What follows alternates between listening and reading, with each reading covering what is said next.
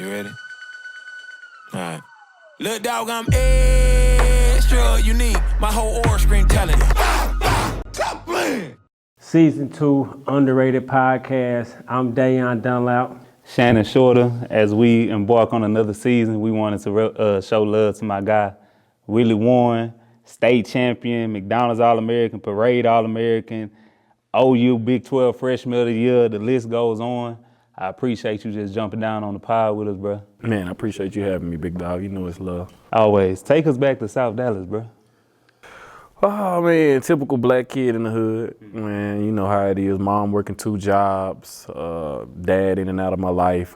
You know, so it's really just me and Mom Dukes and, you know, her instilling the attitude that I got criticized for having growing up. and both parents hoop. I know you. Dad played and won state at Lincoln. Mom went to state, but she's at Langston University Hall of Fame.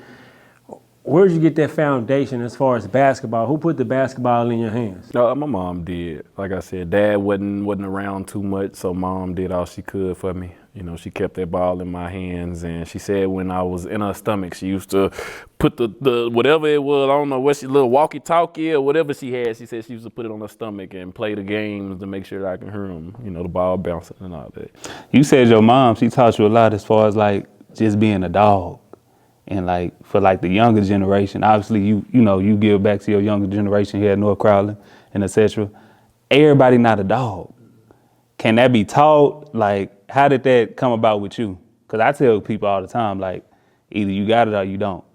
I think it can be taught. It's just all depend on who it's coming from and how it's being taught. You know, mine came from my mom. So seeing my mom be a dog and being raised mostly by my mom, I think that's what kind of brought it out of me a little quicker than it would as a man getting on his son and trying to make him a dog. You know, I think that makes a kid a little bit more timid and shy opposed to like, yeah, I'm finna be big and tough and strong like my dad. Like, you don't really see that too much. Most kids are mama's boys. You know, so to get done like that by my mom, I think helped a little more. What were some of those early trainings or battles with your mom? Because I know you played at the Moreland Y, legendary Y on Leadbelly and Lou 12. And tell me about some of those early childhood where she helped y'all practicing and helping you get tough and kind of learn that mentality. Man, she just would tear my ass up. It's just simple as that. It ain't no winning. Like if I won, it was earned. It was never, I'll let you win today. I got tired of hearing you cry. Nah, if you crying, I'm finna throw this ball at you, not in the face and all that, but just like, stop being a punk. Stop, you know how people do. And it was like that. It was never abusive or anything like that, but she made sure to get her point across. Like, hey, stop being a punk, stop being a crybaby. We don't raise that. And you spent a lot of time with her at Langston. What was that like for you during those times? I know when you was younger, but did you visibly learn a lot from watching? Man, I wasn't doing no watching. I was 4 years old. I was out running out at parades and getting my butt whooped. It was 2 instances I remember. One, when I was at Langston, she had a basketball game going on, and I left the game to go outside in the parade, couldn't be found. And of course, you know, my mom being a star she was there, one of them was like, this Malika's son, and took me back in the gym. And yeah, she got me, but you know, I don't remember watching no basketball at Langston. You said you had battles with your mom, so when you finally beat her, like, how did you feel? Oh, like I beat Michael Jordan, LeBron James. But at the time for me, it was Allen Iverson, my GOAT. So, but yeah, it was like I was on top of the world. Nah, I relate to that because when I beat my brother for the first time, I felt like I ain't beat my brother till like sophomore year of high school though. Oh, so he could hoop. He was cool. You know what I'm saying? So when I beat him, I never played him again. See, no. Once I beat my mom, it was like, yeah, come on. Remember all that time you posted me up? Yeah, I was trying to give it back. That was all I needed. So obviously, you know, that built your confidence, playing amongst your peers and et cetera, to where you felt you was at a different level than most of the players your age and et cetera. So I relate to that. What was some of that early validation that you got from your mom as a basketball player, as she being tough on you? It was early validation maybe that you seen or a game or a moment that she was like, okay, son, you getting it. Was that the Moreland YMCA rec that you was just talking about, and we was playing a solid AAU team. And I'm in transition, and they were pretty good defenders. They was a real scrappy team, you know. In Fort Worth, they reminded us of like a Dunbar, you know, how they play. and the defender tried to step through and take the ball from me, and I wrapped it behind my back, laid it up, and I remember looking on the sideline, and my mom was going down the sideline, high knee with both hands up. Yeah, that's my baby, and I was like, I was a football player growing up, so to see my mom doing that, up close and personal, it made me be like, yeah, I'm a hoop. I can make her this happy, like just by putting this little thing in. Yeah, I'm a hoop. You the only child? Yes. Only child. So often it sounds like it was a lot of times with you and your mother talking about maybe off the court some of the challenges and adversities that you guys went through and that you learned from. We had a car crash where she almost lost her life. We flipped off the highway. I was on my way to football practice at Moreland. Another instance, a house caught on fire Christmas Eve, and instead of just letting everything burn away, she goes through the back door. Our dog had just had puppies at the same time. She said and luckily the tree was by the back door, so she didn't have to go all the way in the house, but she opened the door and she said she was scooping out the presents. She said she couldn't see because all the smoke, but she just scooping out as many presents as she could with puppies crawling over there. I said, you let the puppies die? She said, I was grabbing the puppies and everything. So that was a real superhero moment for me and my mom, and that's why I always looked at her different. You moved around a lot. Well, I wouldn't say a lot, but you did move around. South Dallas, you moved to Cedar Hill, then you ended up in Funktown. Like, what was that transition like going from each place? It was difficult as far as like with the teachers, but as far as meshing with other races and other kids, because I had to, going from different areas. Every city in Dallas, Texas ain't South Dallas. I went to Red Oak, Cedar Hill. It's a little more diverse.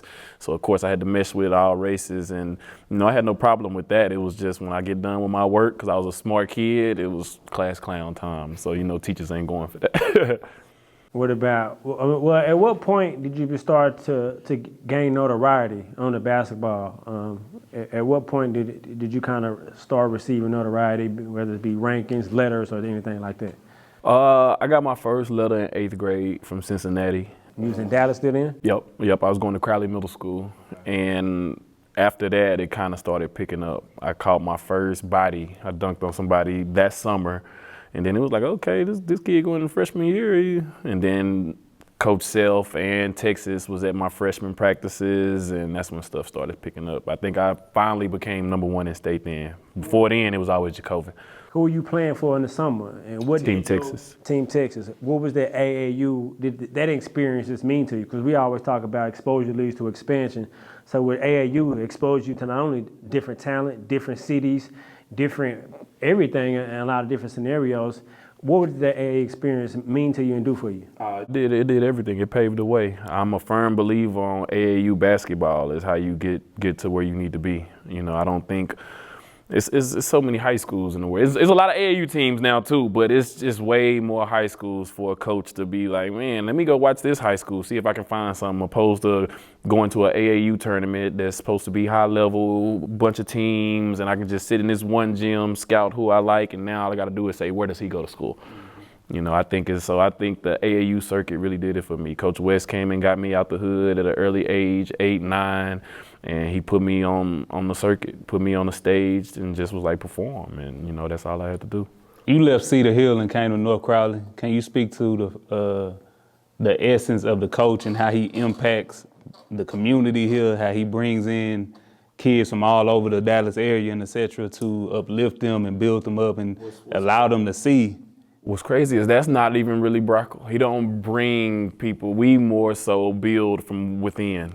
So it's more so kids in this area. He'll take a look, 8th, 7th grade. If I got something special there, okay, I know what I got coming in, and I try to build the pieces around that. So when he does come, if it's a special piece or something, they'll be ready and it'll all mold together. But I've never known him to go out and try to find and recruit. And I done told him, like, man, we falling behind, but he's just so by the books. He don't want to do nothing wrong, and he's always done stuff the right way. And I mean, it done paid off for him. He done got 700+ wins, and sometimes you just got to wait your turn.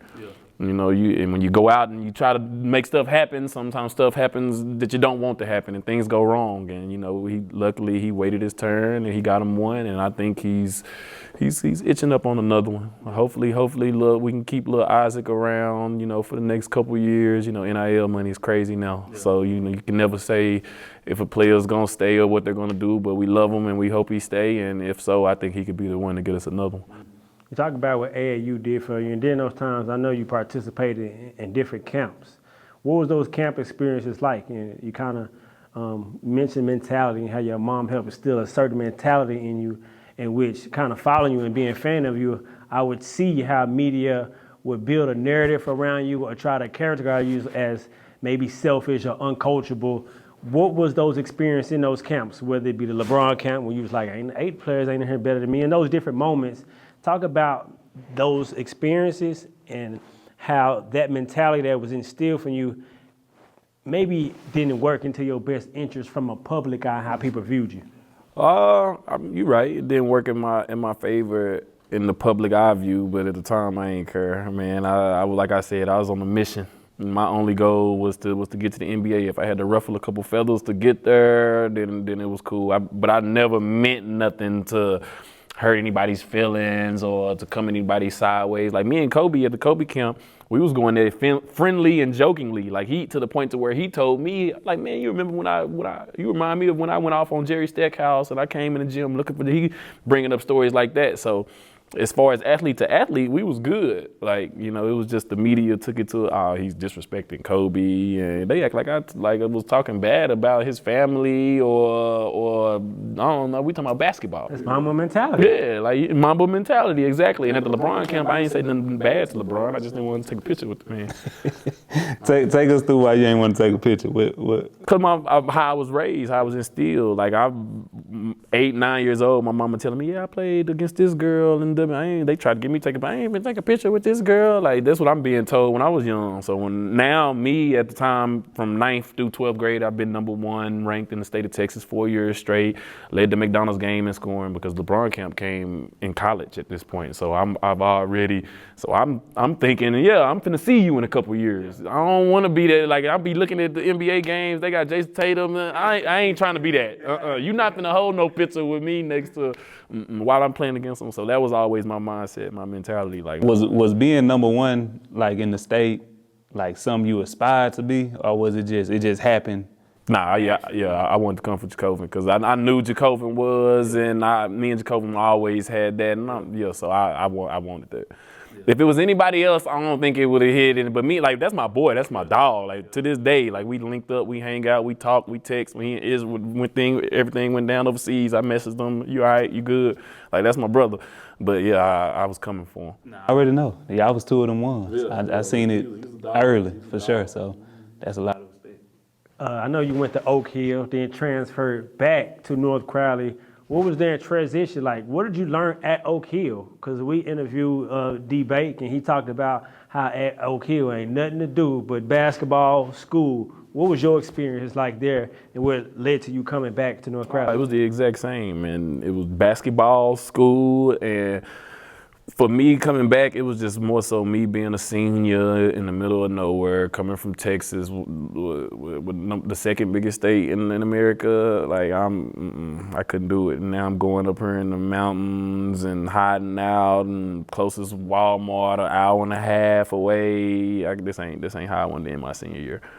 So that led to you coming back. And then when you got back, did they welcome you with open arms? What was that transition They like? didn't even want me back. I had to apologize to the team. And what was the apology for though?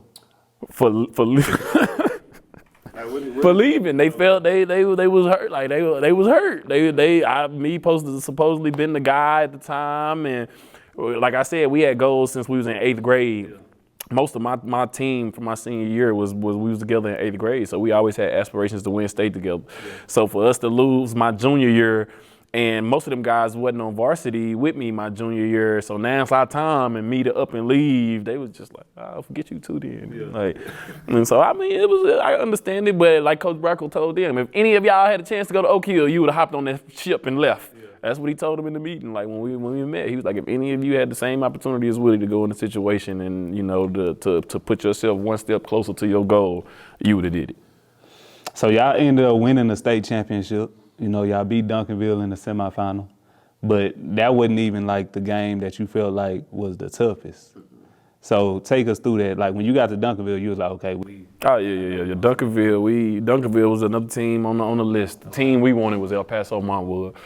Team knocked us out my sophomore and junior year. And my sophomore year, we was way more talented than them. I think we had 2 D1 point guards. We had Ronnie Tuffy Moss and we had Kelvin Lewis, who went to Auburn and U of H.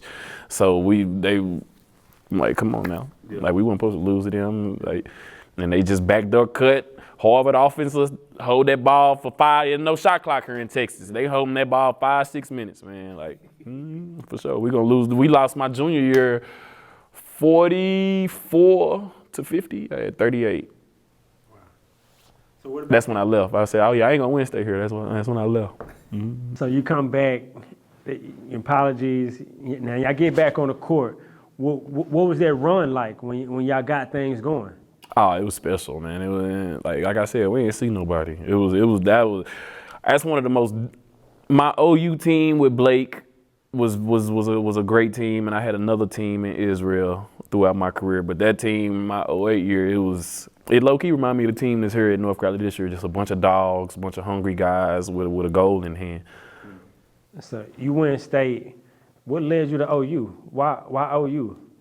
The assistant coach, who I had grew a great relationship with, was leaving Arkansas, and he was running a list of schools down to me, like, hey, you want to go to Miami? Hey, you want to go here? And he brought out OU up, and I was like, Blake gonna stay? He was like, yeah. I was like, let's make it happen.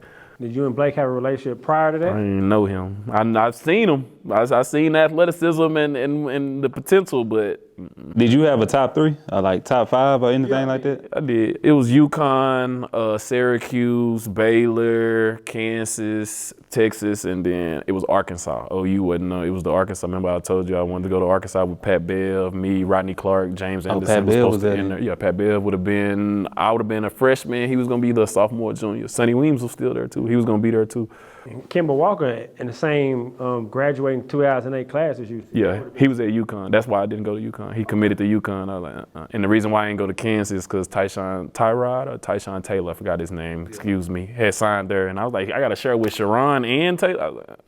I wanted to go somewhere where I ain't have to share the backcourt with nobody, but still have a dominant big presence, because everybody know if you got a big in the game, it make the guard job easy. So when you got to OU, was it like a goal to get Big 12 Freshman of the Year? Was that one of your goals, or you just? I wanted to win the national championship. I thought me and Blake could. I was like, man, I got this dude on my team. He was 40-20 in college. Like, yeah, whatever I need to do. I knock this 3 down bed. I become a shooter. Whatever I need. I want to. Yeah, I had a squad though. You, Tony, Crocker, I believe, Austin Blake, Johnson. Taylor, Taylor's brother, and y'all had a nice little. Y'all made it to the Elite 8. Elite 8, lost to North Carolina. I think we should have been a number 1 seed on the other side of the bracket and seen them later on.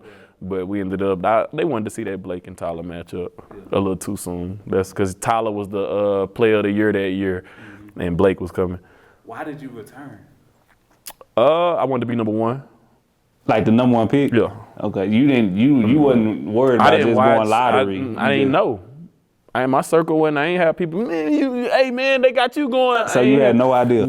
Coach West tried, but it was a lot of turmoil when I left Team Texas and how things ended. So, West always my dog, still to this day. I talk to him and everything, but I don't even remember him just fully just like trying, because I kind of just was like. So you had no idea your name was like buzzing? I knew I was doing. I'm Big 12 freshman. I didn't know I was a projected lottery pick. What about Coach Capel? He told me he was gonna give me Blake treatment coming back. He didn't say go. And I think that's one reason why he apologized to me about a month ago. And I want to get into that. But sophomore year, you come back, Blake gone. Your expectation is to be number 1, like you said. Now you deal with some injuries.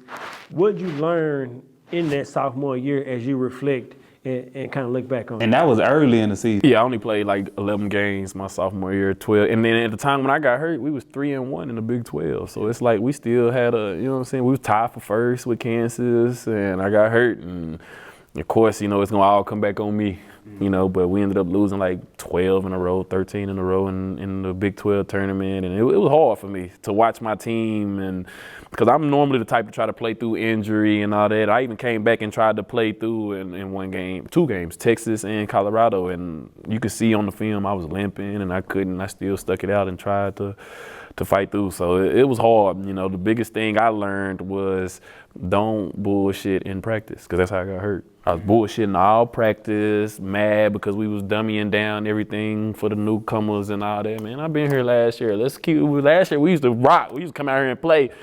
Now all of a sudden it's time to go live.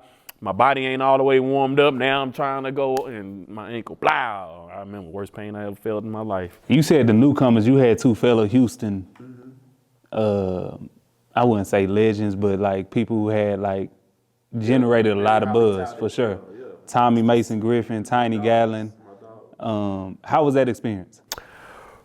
Man, it was really rough for both of them, I think, especially for Tiny, because you know how Tiny play. He's skilled, like inside out, and capable wasn't going for none of that outside game. So it was really hard. It was harder on Tiny more than anybody, I think. Like he had a bunch of games where he didn't get to play a lot, maybe 10 minutes, maybe 8, and it's a McDonald's All-American we talking about. Like you telling me like we was just talking about this, you know what I can do. You recruited me to come and now you telling me I can't. That's how I felt like it was for him. So I played with Tiny in China. He felt like he was mellow. Yeah. And I love it though. Yeah. Like, yeah. you feel that's, me? That's like, exactly, yeah, that's him. Yep. Mm-hmm. He told me but he mellow can was his do it. favorite. He's Yeah, that big. He's so light on his feet. He can shoot it, and he could punish you downtown too. Though that was like, and he just never got that opportunity at OU, and I fell for that, man. Like, but me and Tommy, we was cool. We had to have our talks here and there because we was two of the same type of players. You know, it was actually hard for me and Tommy to play together out there. Like I used to go back and watch film, and I used to try to work on my body language because I would see certain things he do, and I'd just be like, because I wanted him to do something different, or I didn't expect him to do something. So, you know, that sophomore year, I got to learn and see a lot from both sides, you know. But it wasn't easy, but it was cool. Having my boys there at the same time, you know, off the court, you know, we meshed like it was nothing. When you got to OU, was it an adjustment for you in the realm of the talent throughout college basketball? Because when you got to high school, when you were in high school, you the man. But when you get to college, was it adjustment or surprising or anything like that? When I first knew I could play on that level, we had when I first got there, we had our little scrimmage against each other. And I'm like, Tony Crocker to me is one of the best defenders, like to play the game. And I hit him with a double move out of this world. He might not even remember, but I remembered. I hit him with a double move out of this world. And I was like, okay, I can play here. Yeah, so Tony was a measuring stick for me. Like I wanted him guarding me in practices, and we also had another dude who was named Juan Patillo. He was a very great defender, 6'7", 6'8", dog. Yeah, that's who was guarding me my freshman year. So I was always prepared, always ready.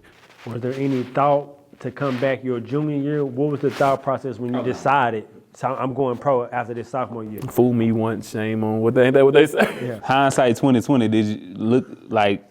Sophomore year, did you look back saying like, damn, why I ain't just leave? I'm gone. Nope, never. I don't live on regret. I'm gone now. All right, I can't. You learn, you live and you learn. That's more so me. You live and you learn. Okay, I came back. I did. I love college. Everybody I know love college, going to college. I ain't want to get hurt. I definitely wish basketball-wise it could have been a little better, but I got to where I needed to get. So when you finally heard your name, you said your goal was just to get to the league. You was locked in on getting to the league. What was that moment like for you and your mom?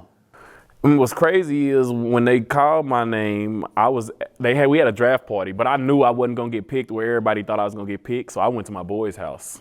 You know, they had my agent, my coach, all of them at the draft party, and I'm at my boys' house. And so when they called my name, I got excited with them and all that. Then I go back to my draft party, and my AAU coach was cussing out my agents. He was mad because I went to the second round. Y'all made Willie come back. Well, so I dodged the bullet. I wasn't in all the mess. It was cool. I got him up out of there. Clippers called me in like 3 minutes. I was like, hey, it's time to go.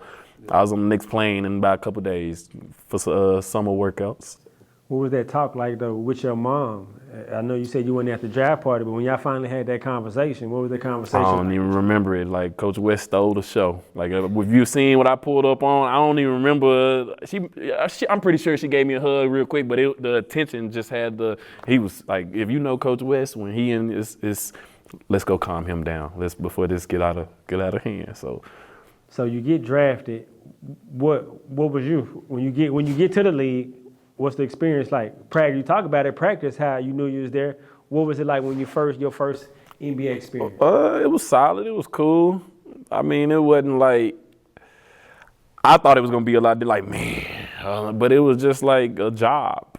You know, it was like a job. It was a job. It wasn't basketball no more. It was still basketball, of course, because you had to have some skill and some talent to be able to maintain this job. But it was a job. Was the love still there? What do you mean by that? Like from like, cause I hear NBA players say like Michael Porter Jr., somebody getting $200 million. He came out and said like the business side of it can really take the love away. That's what you mean. Right. Nah, it was for me because I was so young still and ready to get my rocks off in the game and all that. So the love was definitely still there for me. When the love started to change for me, well, I was talking to Rasul, and it didn't really change, but my mindset kind of changed. And I think that's ultimately what made me make my decision my second year. I'm talking to Rasul Butler on the bench, and he telling me how nice he was at LaSalle and how, Willie, I used to have this, I used to dunk on this. He was like my big. Like, that's who used to talk to me and help me keep my head. And he was just like, now they just want me to shoot, want me to just be 3 and D. They don't want me to do this. If I do this, and I was afraid. Yeah. Cause I thought I was like, I'm too nice to just become just a shooter. Like, no, I don't want to just run up and down, catch a shoot, and just get put in the plate. No, I want to show everything that I done worked on my whole life. That scared me. That conversation. I was like, I ain't letting them do me like that. I promise. I kid you not. I was like, they ain't doing me like that. I promise.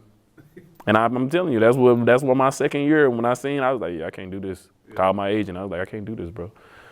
I said, I can't do this. He was like, Willie, what do you mean? I was like, I'm not going to practice. I was like, I can't do this no more. Really? Yep. So was that kind of like your own doing as you reflect on those times? Was that kind of like your own doing as far as you taking account of why you to continue to have an NBA career, or was it different politics that played into it? No, I left. Okay. I said, I can't do it. I remember my mama, she tried to talk me out of it. Bledsoe even tried to talk me out of it. Like he was like, Willie, Bledsoe, Al-Farouq's still my boy to this day. Like, yeah. And Al-Farouq I don't think he believed me. Bledsoe believed me. Bledsoe was like, Will, don't do that. Like, chill out, don't do that. I was like, bro, you ain't gonna see me tomorrow. He like, chill out, Will. I'm like, I ain't gonna be ready tomorrow. So you just didn't show up? Didn't show up. And then? Of course they waived me. Yeah. I'm rookie, second round pick, yeah. We ain't finna let this nigga quit us. So when you went overseas, you've been in a lot of countries, Israel, Kuwait, I believe you said, or Qatar, I believe, I'm mistaken, all over the Middle East, basically. Yep. China, Italy. You know what I'm saying, Italy. What was your best experience overseas? Depending on what we're looking for. Food-wise, it's gonna be tough between Middle East and Italy. Italy food is more Italian, so it's all Italian. But in that Middle East, man, you can get it all. That food, and it's all grilled. Like they chicken and seasoning. Like so, food-wise, and weather-wise, beach is Middle East for me. But if we're going playing and money, China. Yeah, absolutely. Is the game much different over there? Transitioning from when you went to college, NBA. Talking about playing overseas? Yeah. He'll tell you it's easy over there. You just as long as you know how to play, you can put that ball in the basket. You can play a long time. Just gotta know you gotta have a little wiggle too. You gotta play through doubles and tricks. They ain't gonna just let you go 1-on-1 and you're gonna That's the skill that you always mentioned. Absolutely. So just going back a little bit, off camera, you told us you had some mentees or mentors when you was in your younger years that brought you up, helped you see where you could go, which is Jason Horton, Byron Eaton, and Brian Hopkins. Got to give him. That's the real OG. You know, he older than both. I know exactly what you're talking about. Yep, athletic, could shoot that thing. Absolutely. How did they help mold you, shape you, but help you become a better player? Because they was all dogs. They was all, B-Hop was a dog. Eton was a super dog. And at Cedar Hill, Jason was a dog, and he was raised by a dog and his dad, and Daniel Horton was a dog. So it sounds like you just like kind of like early on gravitated to, I want to be that, just straight. And you know, Byron and B-Hop went to Lincoln. Yeah. My whole family went to Lincoln. Yeah. So seeing B-Hop was the first person I seen. I ain't see Jason and them until I moved to Cedar Hill. Mm-hmm. B-Hop was the first person I seen at Lincoln because we was going to all the Lincoln games. Being my whole family went there, and just that nigga was different. Yeah. Like, I'm talking. Yeah. I know exactly what you mean. Absolutely. I seen him in Israel in my early years. But that was, I'm talking that. Hey, he was skywalking. And he still could jump a little bit when he turned pro. I remember him because I played a couple of pro-ams, but Lincoln B-Hop, yeah. They 40-0. Chris Bosh, 40-0. He led that team for sure. I ain't even know Bosh was Bosh. That was B-Hop team, you ask me. They had to tell me Chris Bosh was on that team. I said, that was him? The tall, skinny center? Yeah, I ain't know that was Bosh. That was B-Hop team. Yeah, we've been talking a lot about the dog mentality, and we talked about how your mom helped instill that mentality, but you're also a father. You got a son who you help working with a lot now. What's the challenge like not trying to instill it in him, but teach him certain principles within that mentality and kind of allow it to kind of manifest within himself? It's very difficult because I'm not even trying to teach him to be a dog. I'm trying to tell him to be a dog, if you know what I mean. You can't really teach a person to be a dog. Now, like what we said, you can instill certain stuff in them to help, give them that extra little kick, extra little push, like the little ball throwing me, my posting me up all the way, like little stuff like that to help instill being a dog in him. But I'm a guard, so of course I'm not posting him up. I ain't even dribbling on you today. I just beat you to 10. I ain't even take a dribble, like little stuff like that. But that ain't gonna make him a dog. It might make him want to become a better shooter. Like I need to learn how to shoot like my dad. But, I don't know how to make him a dog. And at the same time, I want him to be better than me in all aspects, decision making, on the court, all that. So I kind of just let him just do his own thing. And as long as he ain't embarrassing me, then, we good. He love it?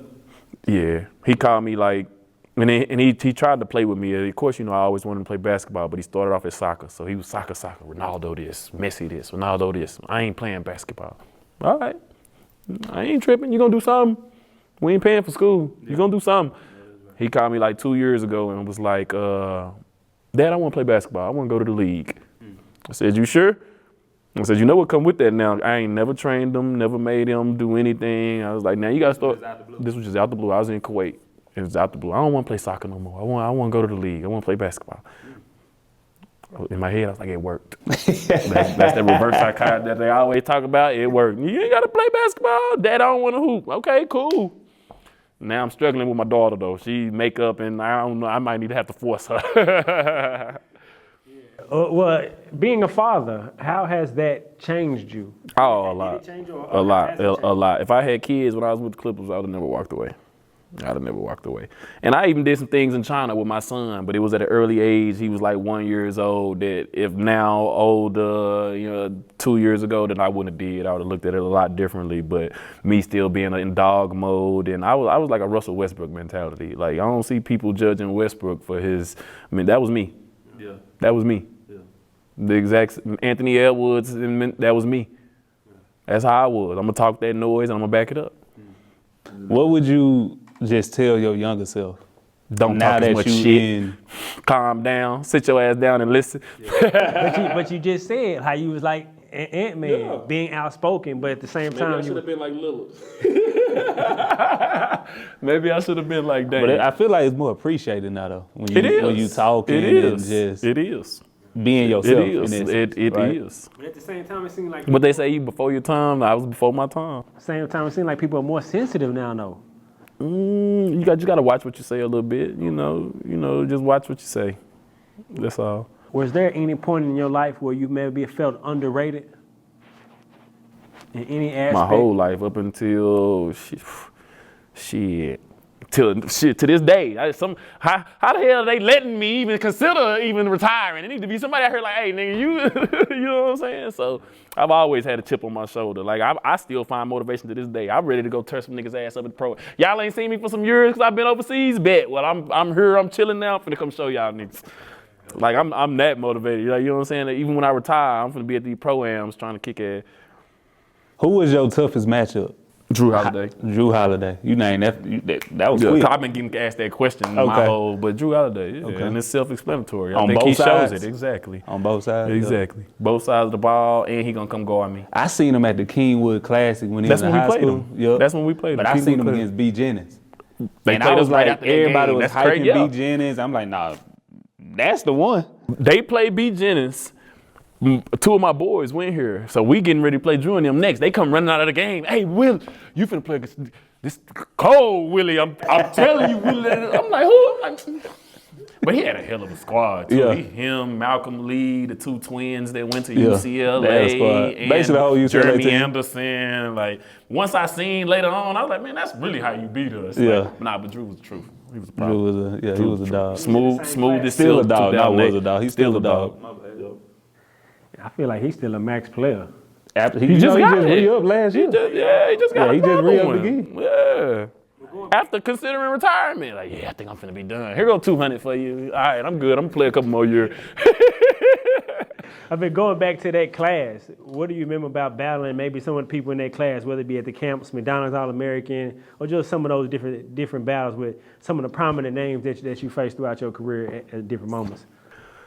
The McDonald's game, of course. Vegas semifinals playing against Kimber. And tournament. oh, yep. Yeah, we played them semifinal. And that's when I first got to see Jordan Theodore too. I was like, damn, this looking nice. Them, the McDonald's game, and Peace Jam right after LeBron camp, because it was just so highly anticipated because I was at the LeBron camp talking crazy. Nah, that was Memorial Day Madness. Nike Memorial Day Madness. You know what dunk I'm talking about? Xavier. Yep, when I got that tech. Yep. That thing still doing numbers on TikTok. People be sending it to me. I be like, you hear me? like, dang, okay. 2008 sound ages ago, but and I don't even think that's really one of my. I think my best dunk is the one on Iowa State when we played OU. I went sideline wing left side, and he was 6'11", 7'3", standing. I do remember that. That was I to think me, I was watching that my game best live one. too. That was my best one. It's just Xavier failed, and it was just so dramatic. But Yeah. I'm like, that dude 7'3" that I had got on at OU. I do remember that. I was watching that live too. I remember that in real life. What about when you got to the Clippers? Blake was still there. Mm-hmm. What was your relationship? Because I know after OU, he leave his freshman year. We know that story. And when you get there, he's there. Well, how was that relationship? We never really had like that's my dog. It was more so on the court. We gonna link up, do our thing together. And I mean, it was a couple times with the Clippers when he could tell I was frustrated and I was down. He tried to come over and talk to me and console me, I would say, but I was young and dumb. But they say young and full of cum. I was young and dumb, man. I used to be like, nigga, how you know what I'm going through? You playing 30 minutes, 45 minutes a game. You don't know what I'm going through. That was my mentality. Like, instead of like, all right, he right, calm down, listen, your time gonna come. And Kind of fast forward, you just mentioned retirement. What prompted that? Was there, did you just say it like they missing out now? it was my son. It was my son. I ain't gonna say I retired, but I definitely wanted to take some time from the game and lock in with my son. He finna be in 7th grade next year, and to me, that's the most pivotal to the moment right there, as far as having all the fundamentals down, being able to shoot the ball defensively, being able to get down, and just that 7th grade year I think is very important. Even though I don't think it can break you or make you, but it can give you a nice kickstart in the right direction as far as moving forward. Yeah. And not only are you pointing to your son, you also pointing to the youth, different youth camps to kind of also tell us what you're doing now to kind of give back and all the experience that you had to pour that into the youth. I work with all the kids, high school, all the way down to 9 years old. I coach AAU ball, and I've worked with a couple organizations and trained kids and stuff. Basketball is really my outlet for giving back, and I'm not out here trying to get rich off of it. I'm trying to give all these kids a serious opportunity, because my thing is, if you can change one or two kids, that's a positive. Like, especially in this area in Fort Worth, because so many kids get left out. And like, y'all don't, like, outside of me, Fort Worth kids, y'all ain't, you know what I'm saying? And we done had Jeremy Smith. Like, that should have been the first name. Y'all know Jeremy. I remember Jeremy. You know what I'm saying? We done had guys, Jeremy Smith, Keith Langford's. Like, we done had Mike Stearns, you know what I'm saying, that done came and went. But Fort Worth just gets so left out. And I think AAU goes a long way with that, because I'm a firm believer you get your stuff off of AAU. So I'm just trying to really put my face in this area now, because I feel like it can help uplift it a little bit, like, make Fort Worth sexy again, basketball wise, like it was back in 2008 with me, Jermis, Chris Roberts and them at Dunbar, DeAndre Brown and guys like that. I'm just trying to make Fort Worth basketball sexy. With the Underrated podcast, we always like to highlight individuals who've been through real situations and like came out on the other side, right? Obviously you got a story, grew up in South Dallas, made it to the league, mama was punishing you growing up. You overcame that. You overcame house fires. You overcame Christmas situations where, a house is burning down. Moms had to scrape the gifts out the house and etc. Who is somebody you would like to see on the podcast? We got so many. But if I had to just say, which I think would draw a lot and people would love to hear his story, who also people know a little bit, not maybe the childhood stuff, but at least collegiately, I would go with probably Moutier, Emmanuel Moutier, E-Man, because he dealt with that whole SMU thing before, you know what I'm saying, and going to China out of high school to play basketball. Like, he had to experience some stuff at an early age that the guys only like Brendan Jennings could tell you about. So if I just had to go out, and it being E-Man, you know what I'm saying? Like, they're gonna love to see E-Man. Well, that's E-Man. Or Isaiah Austin. Yeah, Isaiah. E-Man, they both went to the same school too. So I would say E-Man or Isaiah Austin. As far as you're gonna get a nice story out of it. They were hell of a hoopers, and I want to say they both won state at Grace Prep, either or if you go that direction. Jersey retired, all that. So at this kind of next chapter of your life, people will see this, and what do you want people to know of you now in this chapter and where you are looking to go here in the next 2 years as you can continue to grow and evolve?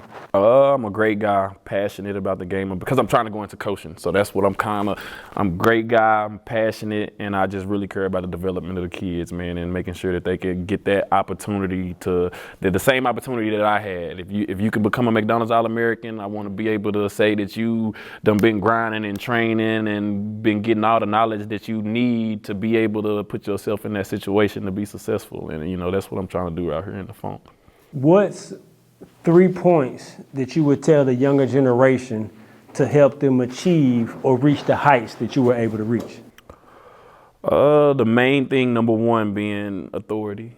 Listen to authority, your coach. I was talking to somebody the other day. I think respecting your elders is a lost cause now, because it seems like none of these young guys do it, but that goes with respecting your coach. You got to listen to your coach. He knowing what's right for you and know how to get you to where you need to get. Work ethic. I see a couple people stay in the gym, but not enough, especially when you got big dreams and aspirations to do big things. You got to get in that gym a big amount of time. Like, you can't go in there a little amount of time and you're trying to accomplish something big, And third, I would say diet. That would be the main thing. Start while you're young. Stretch, diet, all that. If you do those 3 things, man, you already starting to be a pro. What moment in your young career, like as you on your trajectory, shifted your mindset to say like, oh yeah, I'm league ready? Was it this game? It was 2 games really. It was 2 games. First game was at Arkansas, my freshman year with Blake. Blake got in foul trouble, and Arkansas went up on us at the half by like 20. I scored like 30 in the second half. And we lost by like 2 or 1, 3 maybe at the most, but it was being able to put that team on my back as a freshman and get us in the chance to win. And then it was actually 2 more games. Texas without Blake and Kansas without Blake. Played those 3 games without Blake my freshman year. I was like, yeah, I can. And what was your best game? Just My whole career? Yeah, just in China. I had a chip on my shoulder with somebody who made a comment to another mutual friend. He went to him and was like, man, we just played Willie. Willie nice, bro. Willie nice, bro. And he was like, yeah, he good for China. He playing in China though. The dude who said this. Okay. And then I already had 30 put on his head before. But it was like, yeah, he good for China. So the friend came back and told me. So, and we was boys, you know. So we come out to shake hands, and I'm big chip. You know, I ain't gonna hold my tongue by my tongue. So we did the pledge. We go, and the whole night I'm like, oh, I'm gonna give. I told the nigga who I'm gonna give him 50. Yeah. He's like, I'm gonna give him 50. So the night before, I'm just ready. We come out, we finna shake hands at the circle. I shook your whole team hand. It came to him. This is my boy. Yeah. Like, not my boy, but like when we overseas, we chop it up, we kick our shit. He go to dap me up. I said, nah, I'm good for China, right? I'm good for China. He just look at me like, Will, you on this? Yeah, I had 69. I had 69. I should have had 70. I missed the free throw with like 0.8 seconds left. That's one of them games you think about it all night. It's on YouTube. So y'all will know who it is if you go I had 69 that day though, but that was my best game in China. Before you got overseas, was it a misconception about the overseas game before you got there? Oh yeah, I think everybody don't know what to expect. Yeah. You don't know what to expect. Like you don't know what you walking in, and it ain't even just basketball. It's a new life. Yeah. Like it's new everything. Like how I'm gonna get around and eat. Like how I'm gonna get around first. You gonna give me a car? All right, we good. All right, but now boy, I gotta find the food. Like what's good? What ain't gonna make my stomach hurt? What like y'all cook differently with different seasons than us. Like I ain't used to it. Like so it's just so much. Where can I go for my outlet? Like I need an outlet. Like I ain't gotta go to the club, get drunk, all that. But can I go to the beach? Can I go get a massage, spa, something? You know, that'd be the hardest thing. Like you go there and it's just like you reborn again. Like you can hoop. You know you can hoop. That's why I'm here. But it's like. No, then. Let me get on TripAdvisor and see a Google Maps, see if I can find something. Willie Warren, I appreciate you, bro. Like I told you beforehand, like I got a lot of love and respect for you. This go a long way with me and Dayon, bro. Just to jump down on the podcast, bro. Oh man, I appreciate it too. As soon as they told me Shannon, so I said, oh yeah, I rock with Shannon. Yeah, I'm getting up on that thing. Sure, bro. For sure. Appreciate y'all boys. Make sure y'all like, subscribe, comment, share. Underrated podcast.